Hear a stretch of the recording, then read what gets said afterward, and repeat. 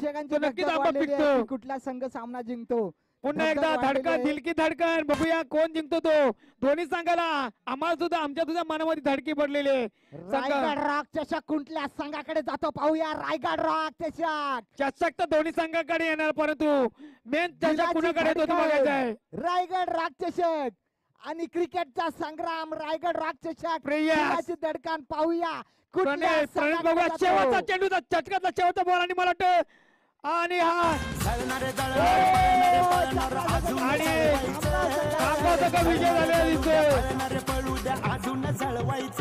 आणि चांगला प्रयत्न केला. टाकून पुढं पुढं चालायचं. माझं भुकणार कुत्र्याला बिस्किट टाकून पुढं पुढं चालायचं.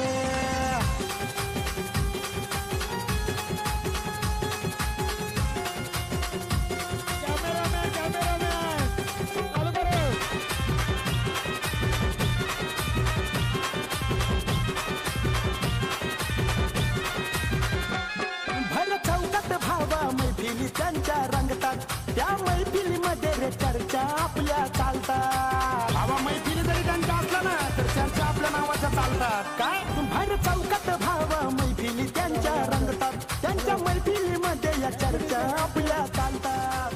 अजून थँक्यू डीजे. थँक्यू. माझ्या आईबाबांचं पण माझ्यावर प्रेम. आणि कवलेच्या जण खुशी झाली की रायगड रॉक चषक हा माझ्या. हे जाऊन नाही पिकली ही बाग का पिकला नाही तो आंबा. बाबा आई तिची बोलते लग्नाला 2 वर्ष थांबा.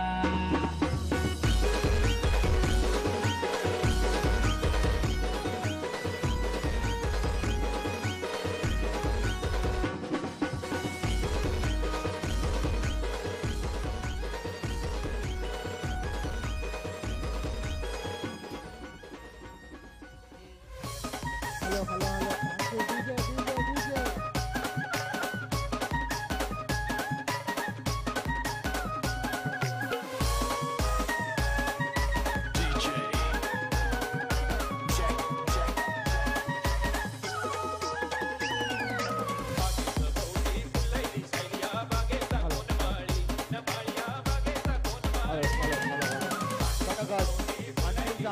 मातीतटीच्या सामन्यात खामगाव संघ एकदम चुरशीच्या याच्यामध्ये विजयी झालेला आहे आणि पराभूत संघ एदमलई संघाचे देखील केलेल्या प्रयत्नाचा यश आहे. सेकंड नंबर जिंकलेला आहे त्याबद्दल त्यांचं देखील स्वागत.